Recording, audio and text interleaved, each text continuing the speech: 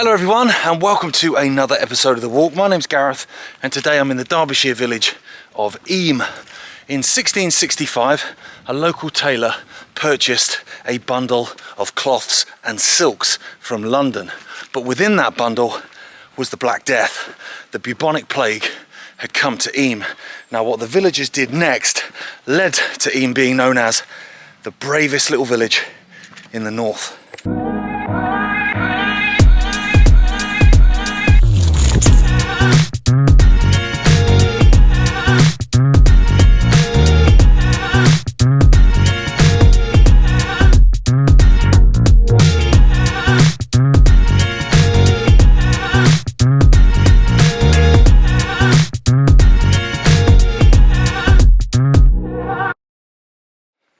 So here's the route for today's stomp.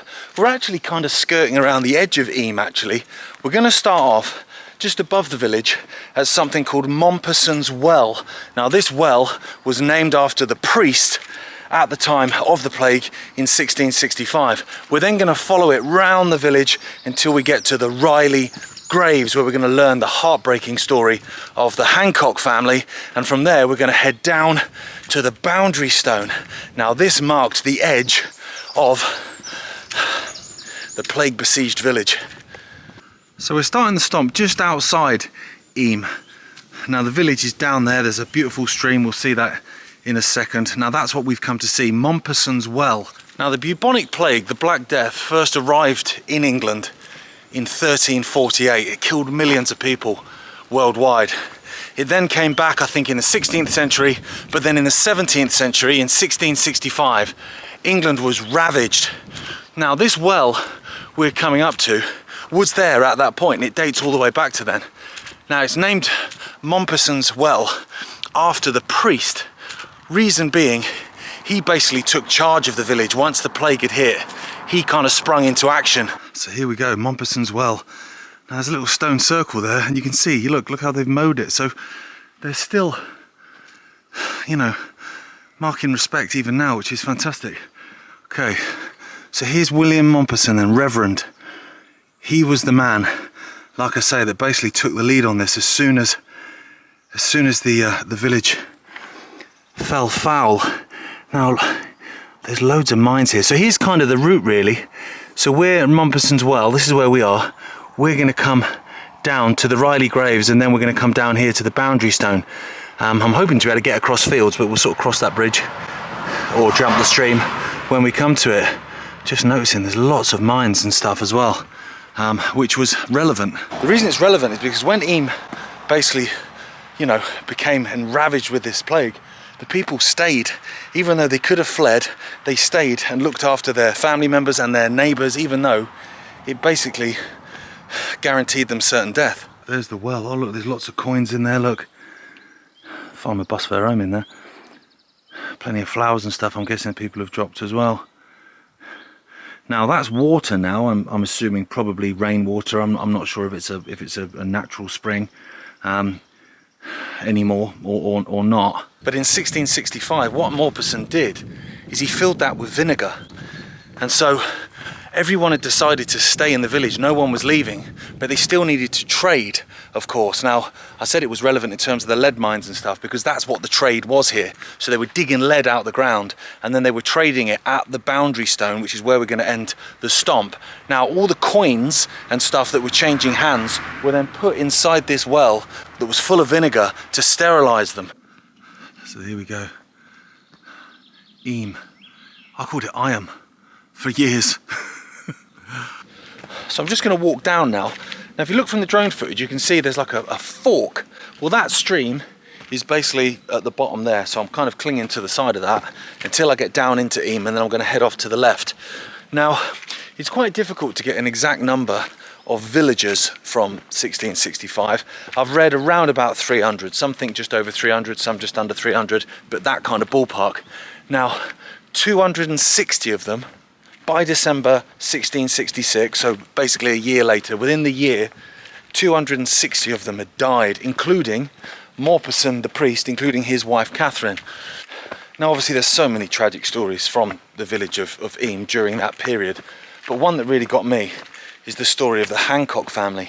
Elizabeth Hancock and her husband and 7 children lived in a house just off Riley Lane, which is where we're walking now. Now, by the end of December 1666, all that was left was Elizabeth and 1 son. She'd lost her husband and she'd lost 6 of her 7 children. But not only that, she'd buried them herself. She'd carried them out of the property, which I don't believe is there anymore, up to the top of the hill and buried them herself. Can you imagine that? They're thinking about. So there's the village there down in the valley. Such a beautiful place around here. It's amazing. But look at this as well. As I've been walking down, you know, these stones are going way back. These people would have carried their dead. Do you know what I mean? It's mad when you think about it like that. All those hundreds of years ago. So I'm just walking up Riley Lane now. I think it's about 300 yards up the hill here. It's such a beautiful place, Derbyshire, isn't it? Like, I grew up on the Isle of Wight. Whenever I talk to people, they're like, oh mate, the Isle of Wight's beautiful. And it is, don't get me wrong. But when I first moved to Derby, it was because I supported Derby County Football Club. So I used to go and watch the football all the time. So I had some mates here and it just made sense. And then I came out into Derbyshire, out the city. And mate, I'd never turn back. Tell you what, they'll bury me here. There you go, look, there's some old structures. I bet there's tons of them, to be fair. Old farmers' cottages and stuff like that. Because I suppose, thinking about it, if you've got a population of sort of 300 odd, and then 260 of you die, that's a lot of empty properties, isn't it? That's a lot of farms and crofts not being tended to. I'm hawkeyeing for lead mines as well, because there's hills either side. Now, lead was the main industry, of course, farming. I mean, look at the green fields, wow.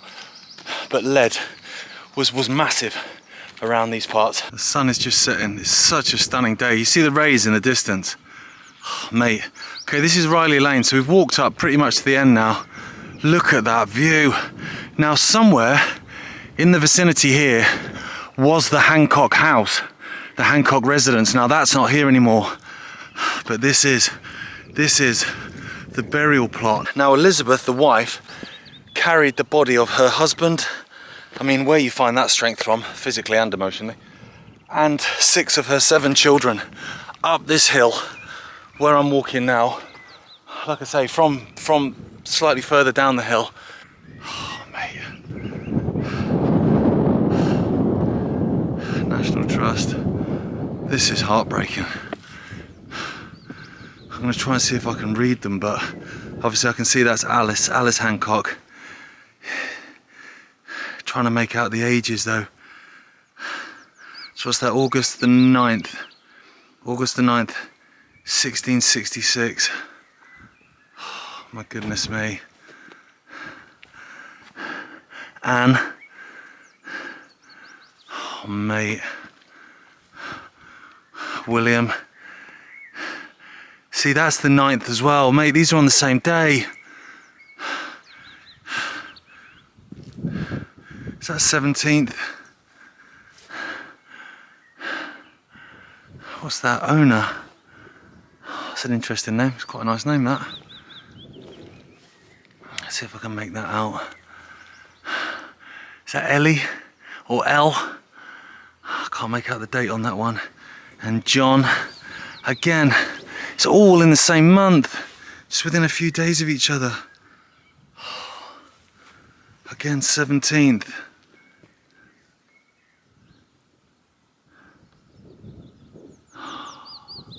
See, I thought that was Elizabeth's graves then, but obviously I was thinking, hang on, I know the story, she survived.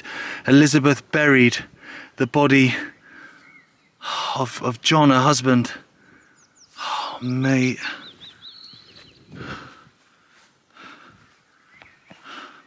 Where'd you even begin? Where would you even begin? Burying your husband and 6 of your children. So John the husband, John the son, so I'm assuming that's the firstborn son then. I'm pretty sure that's how it went. Oh, mate, this is so sad. Mate, well, rest in peace, Hancock family. So I'm going to walk away now from the graves of the Hancock family. It's so sad. Now, where I need to head now, the boundary stone it's quite annoying because basically I could probably hit it with a cricket ball, but I'm gonna have to basically go around the sun to get to the moon because it's down there. Now, I'm gonna come down and try and get on that next road just there and then try and skip over just like that, because it's I can't see it because those trees are in the way, but it's basically there. Now, there are a number of boundary stones that surrounded the village of Eyam, and it's where they traded, because like I say, as soon as the plague hit, they basically shut down. And it takes some courage not to flee, because you must have known, because they would have known from the tales of when the plague hit England before, you know, how it ended. So the fact that people that weren't infected, hadn't been bitten, went, oh, do you know what, I'm not going to run off to a neighbouring village or a neighbouring town. They stayed and they helped, you know, those that were sick. But what they did is basically they would still trade, and they would trade at these boundary stones. So, for instance, someone who dug a load of lead out or had grown some food or whatever would leave that at the boundary stone, and then neighbouring villages would come and they would obviously trade either with money or goods. And as I said at the start, the money was then taken up to the well that the priest had filled with vinegar, and they would use that to kind of try and kill any fleas or anything that were either on the money or whatever. But, oh mate.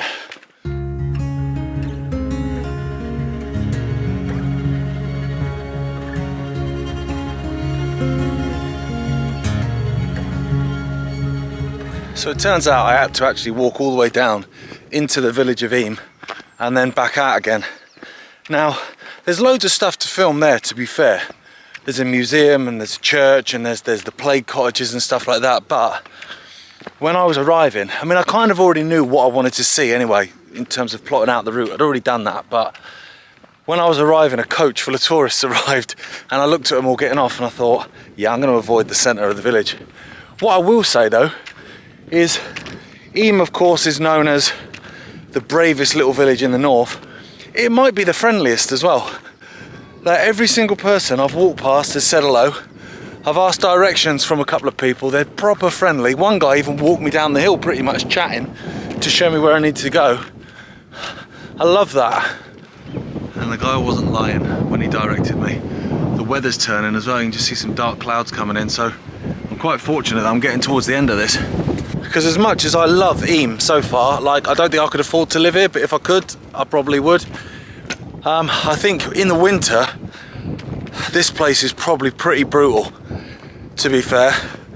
Because we're quite far north and we're quite, hang on, say we're quite exposed, but you can hear that. But I'm wondering, because the Riley graves are up there. Now, I know the story is that Elizabeth Hancock carried her family up the hill to the burial plot, and I'm wondering,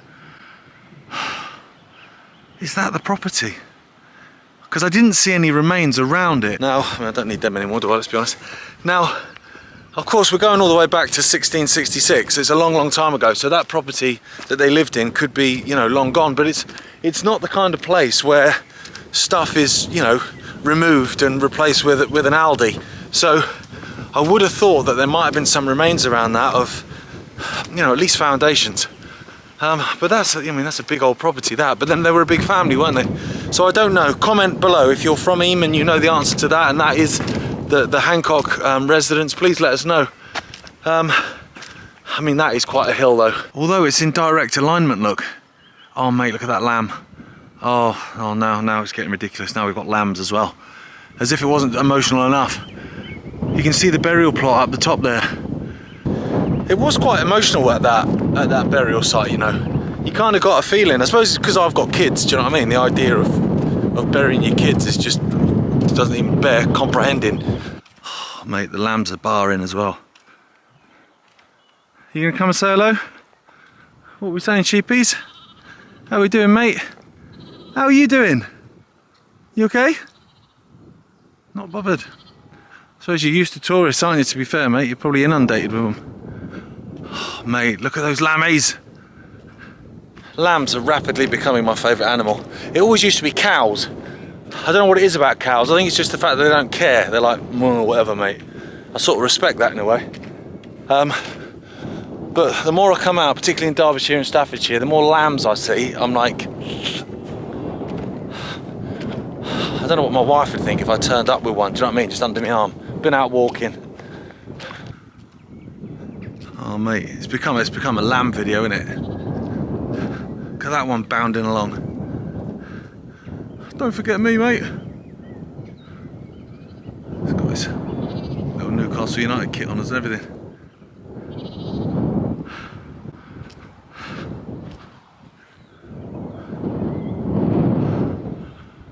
Mate, here we go, here's the boundary stone. So at the bottom of the hill is a village called Stony Middleton. So this stone, of which there was quite a few. Now I don't know how many more are remaining. This is the only one that's sort of significant enough to have a notice board. But they were all around the village. And so as a resident of Eyam, I would come and I would put, well, people would put coins in there. I would put my goods on there, you know, back away, I guess. And then people would come from the bottom of the valley and would do the same. So let's have a look. Lover's Leap. The cliff behind you is where in 1762 a young woman by the name of Hannah Badley attempted to commit suicide by throwing herself off the cliff top. Right, it's not started well. Jilted by her lover, William Barnsley, it's always the Barnsleys, isn't it? She decided to end it all. Miraculously, her billowing petticoats acted like a parachute. Mate, I'm all about this story. On the way down until they were caught in brambles protruding from a ledge. This saved her life, and all she suffered were a few cuts and bruises. Oh. See, if it had ended there, however, this story does not have a happy ending. Hannah died 2 years later of natural causes, still unmarried. You didn't have to tell us that bit. You could have just left that bit off. Do you know what I mean? And I'd have done the closing. I'd have gone like, do you know what I mean? We've learnt about the Black Death and the horror of it. But what a wonderful, beautiful story to end on. Can't even have that. But we have got you guys. So, do you know what I mean? That's me. I'm going to have a stomp back into the village now. I'll probably say hello to some more villagers because they're just really friendly.